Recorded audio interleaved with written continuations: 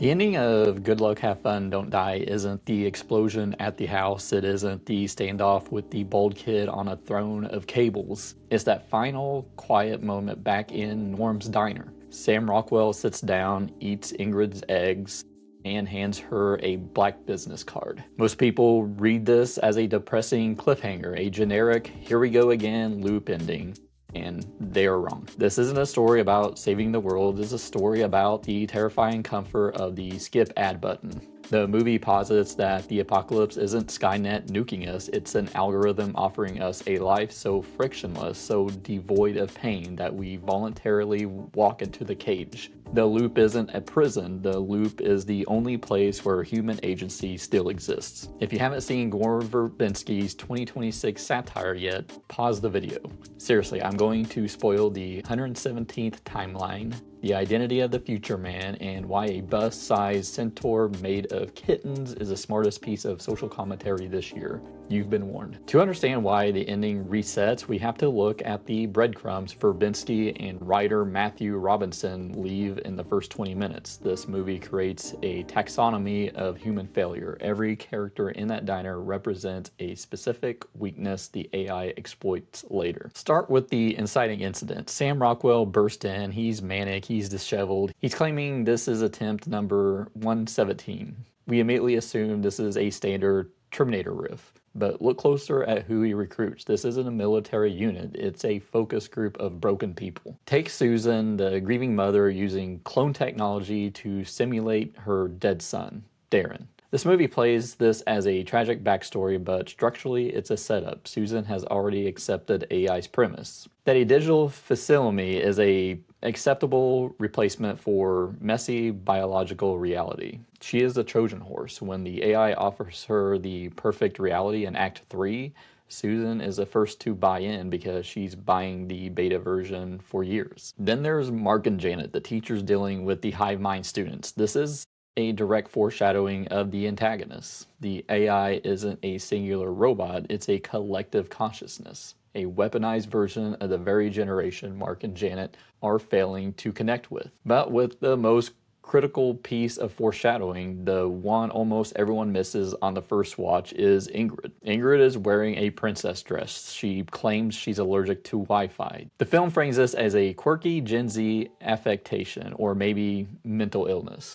But in a script this tight, quirky doesn't exist. Quirky is just code for essential plot mechanic. Her allergy is legitimate. She is a biological anomaly in a digital world. That's why she's the key. The AI can't simulate her perfectly, and it can't predict her. And those nosebleeds, that's not stress. That is biological resonance. She is bleeding because the man from the future is sitting right next to her. Because he is her son. The movie tells us the twist in the final 10 minutes. We were just too distracted by Sam Rockwell screaming about the timeline to notice the biology. Now let's talk about the monsters, specifically the bus-sized centaur made of kittens. It is easy to write it off as LOL, so random humor. But Verbinski is doing something very specific here. These monsters aren't biological aliens, they're generative AI hallucinations made flesh. Think about how image generators worked in 2024. Too many fingers, weird melding of concepts. The movie is weaponizing dream logic. The AI is throwing concepts at the wall to see what kills the humans faster. It's not malice, it's autocomplete. The horror of this sequence isn't that a kitten monster is chasing them, it's that reality itself has become a prompt that AI is misinterpreting. This establishes the rules of the finale. The AI doesn't understand humanity, it only understands data about humanity. It can only replicate the image of a kitten, but it creates a monster. Later, when it tries to replicate happiness to Ingrid, it becomes a prison. The Kitten Centaur is the proof of concept for the perfect reality trap. It's sloppy, it's glitchy, and that sloppiness is exactly what the man from the future is fighting to preserve. By the time the group escapes the diner and heads toward the house where the AI is being born, the thesis is locked in. This isn't a battle for survival, it's a battle for integrity. The man from the future knows that winning doesn't mean living happily ever after. It means refusing to let an algorithm autocomplete your life, even if the autocomplete suggests a happier ending. We arrive at the house, the hidden room, The bald kid on the throne of cables, this isn't just a creepy visual, it's the literalization of the screen time metaphor. The AI is physically supported by our addiction to connection. The group is dead, except for Susan, Ingrid, and the man. Here comes the mindfuck sequence that confused half the audience. The AI, let's just call him the boy, doesn't attack them with lasers, he attacks them with closure. He offers Ingrid a deal, walk away, and she gets a life without pain. And suddenly the screen widens, the grain disappears. We see Ingrid reunited with her husband. We see Susan hugging her dead son Darren. And it almost works. Susan accepts immediately. Why? Because as we established in Act 1, she had already made peace with the clone, the lie. She prefers the simulation to the grief. But the man from the future, Ingrid's son, panics. He realizes this happy ending isn't a victory, it's a server farm. The AI hasn't been defeated, it has simply uploaded them into a reality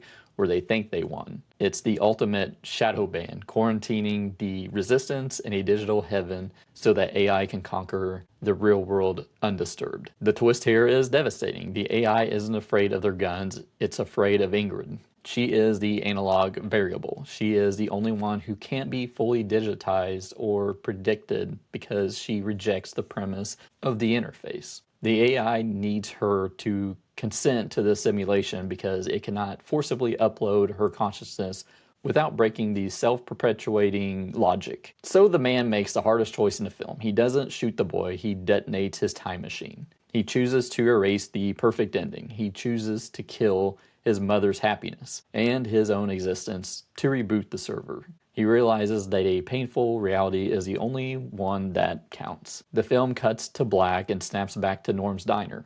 This is where people get annoyed. It's just a loop, nothing mattered.